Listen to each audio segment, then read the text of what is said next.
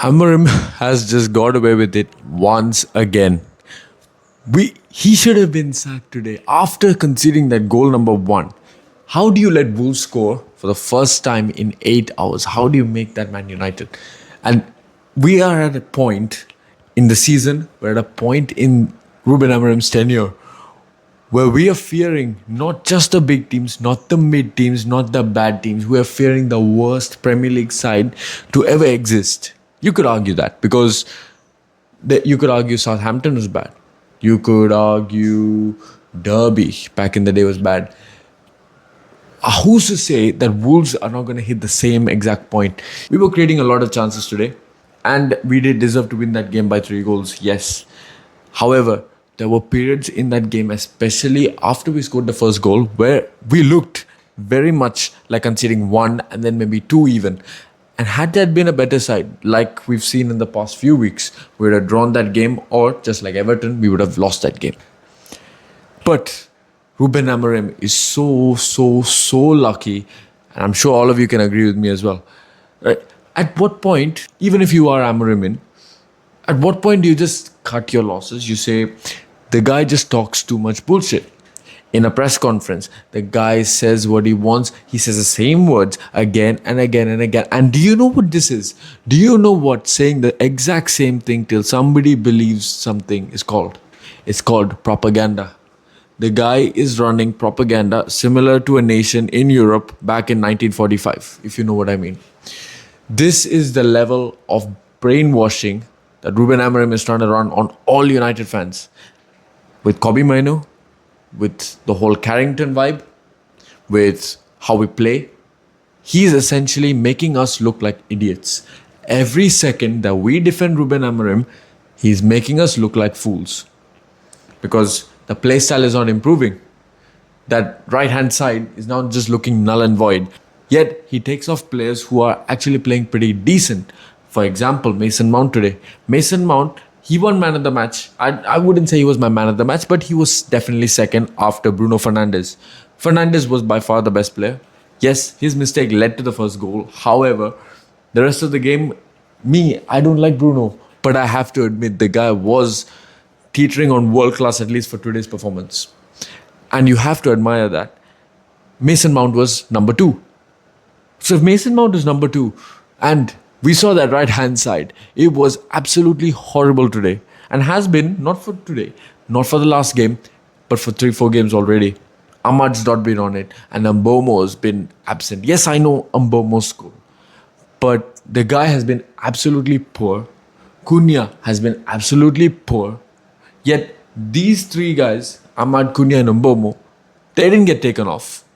Yet it was Mason Mount taken off for Zirkzee. Or Mainoo. Where was Mainoo when we needed Casemiro taken off as well? Because Casemiro did not have a good game, guys. Let's be frank. For the first time in a long time, Casemiro did not have a good game. The only 2 performers who can hold their heads up high after today's game is Bruno Fernandes and Mount. There's no one else from this team. The defense was all over the place. Mazraoui was all over the place. Heaven, again, for the second time in a row, looked absolutely scared.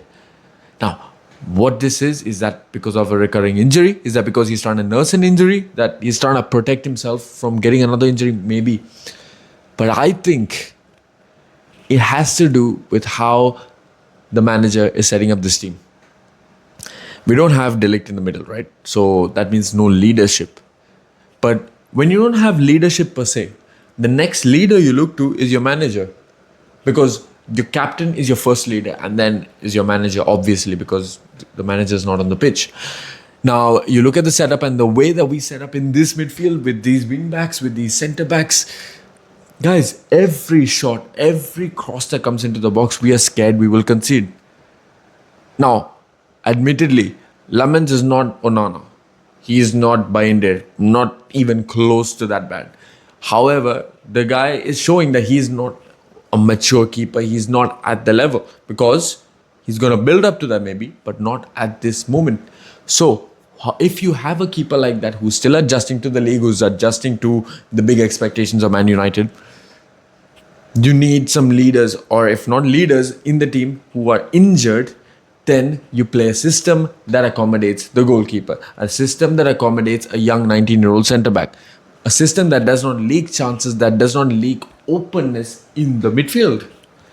And it wouldn't be hard to understand if Ruben Amorim was already implementing structure, because then we would not be having this conversation to start with, because then Casemiro, Bruno, Mino, whoever plays, they can provide stability.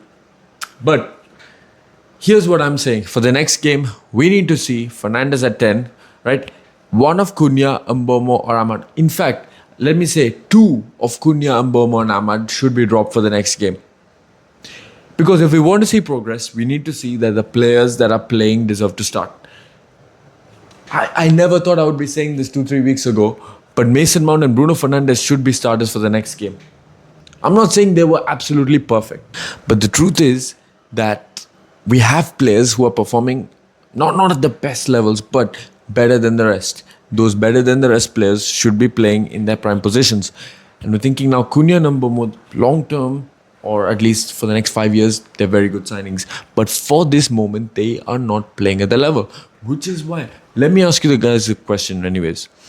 For AFCON, is it even that bad? Because if Ahmad and Mbomo can just go to AFCON, come back after a reset, maybe they even play better. Do you guys think if Mbomo and Ahmad play against Bournemouth, against Newcastle and Villa, we have a much, much better chance of winning? I'll be honest, I don't think so. I think we will do better if they're sitting out of the team. Maybe a Lacey drops in, maybe a Zirkzee, and more importantly, Kobbie Mainoo plays. Because once Kobbie Mainoo came on the pitch, the guy's stats were insane. It was, I think, about 12 out of 12 passes completed or something like that. The guy was flawless. He did not make a single mistake. The guy keeps the game ticking. And this is exactly why everybody was calling for him. He's not getting a fair chance. There have been times in the past, notably Donny van de Beek under Ole, where it wasn't like Van de Beek was playing bad, but there was nothing, you knew there was nothing that Van de Beek could do to get Ole's favour.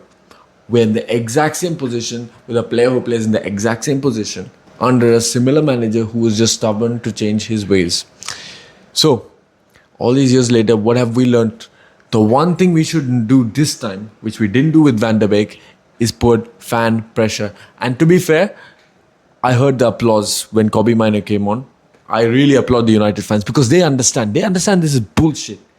Even the United fans who are brainwashed, some of them do not really think that far about the system or the football or the long-term impacts. But even they understood that the Kobbie Mainoo treatment is just not fair. And they applauded. And we need to really push for Kobbie Mainoo not to be a permanent figure, but the guy needs to at least get a chance to prove that he can play better than the players playing right now. Are you telling me right now that he can't perform better than Mbomo is right now, than Ahmad is on the right wing back spot, or even what Cunha is doing so far? Yes, Cunha got an assist. Yes, Mbomo got a goal. But were they really at the levels that we signed them for? Were they at the levels before, let's say, Liverpool? No, they aren't. And if they aren't playing at that level, you drop them, you replace them with options on the bench, i.e. Zirkzee, i.e. Kobbie Mainoo. Here's a quote that Ruben Amorim said about Kobbie Mainoo. He said, he just wants to win. This is before the game, by the way. He said, he just wants to win. He doesn't look at who it is. He doesn't care about that. I'm just trying to put the best players on the pitch. Okay? Best players on the pitch. And he says, you have Ugarte that played 2 games. One of them, Casemiro, was out. Bruno Fernandes, he's always fit. He's the guy that does it in his position, right? So he's pointing out that Bruno and Kobbie play the same position. So essentially, he's a backup for Bruno. He can't come on for Casemiro. That's the implication, right? So then Bruno and Kobbie can't play together. However, somebody on Twitter pointed out that this guy, he's capping. He is making up lies in front of us. Because against Everton, he subbed on Kobbie for Casemiro. So against Everton, he subbed on Kobbie for Casemiro. Against Brighton, he subbed on Kobbie for Casemiro. Against City, he subbed on Kobbie for Casemiro. And guys, look at who got substituted today when Kobbie came on. It was Casemiro who came off, and Bruno and Kobbie were playing in a pivot once again. So we know that this manager is a pathological liar. Because he says one thing and then he does a completely different thing. And yeah, I love these two guys, right? These two are my favorite players at the club as well. But we should acknowledge that lies should not be spread. Saying that Cunha and Mbeumo were today just because they got one goal and an assist is just lies. Fernandes was clear. I will give him that. Fernandes was clear. Where's Mason Mount? Yeah, he got official man of the match. I don't think he should have. However, it was Fernandes and Mount. They were the ones really running the show. They were the ones playing those quick passes. Brilliant balls, by the way, by Bruno, which I would say, Bruno, this, I don't know if people. By the way, this performance from Bruno, I would classify as one of his best for United. That's how much I would say it. Because the guy was not just looping balls just for the sake of it, he was actually creating with intent. The last game I said Bruno was the only one who actually showed something. In this game, again, Bruno was the man of the match, in my opinion. And I need to see Amorim make some real big decisions, especially because why is Patrick Dorgu getting time on the pitch? Because the guy is a net zero. I would say, in my opinion, I do not like Dallo either. However, Dallo is a much, much better option than Patrick Dorgu. I would rather Patrick Dorgu doesn't start or even come off the bench and Dallo start the entire games, at least until we get a replacement at left wing back. The whole story around this game is that Ruben Amorim has survived once again. The guy should have probably left if we lost today. The guy keeps talking about Lacey, he should get a chance. What's better than a 4-1 win when you're leading with 10 minutes to go, especially against one of the worst Premier League sides in history? In they will be remembered as one of the worst sides in Premier League history. Fair enough, we scored 4 goals, but the guy is very inconsistent with the words he says. And if that's your manager, you can't really back that. Not me, at least. Anyway, what do you guys think? Comment down below what you thought about this game. I know we won 4-1, but there are more underlying, deeper issues that have not been solved, that will not be solved because of this. So, what do you guys think? Comment down below. I'll see you in the next one.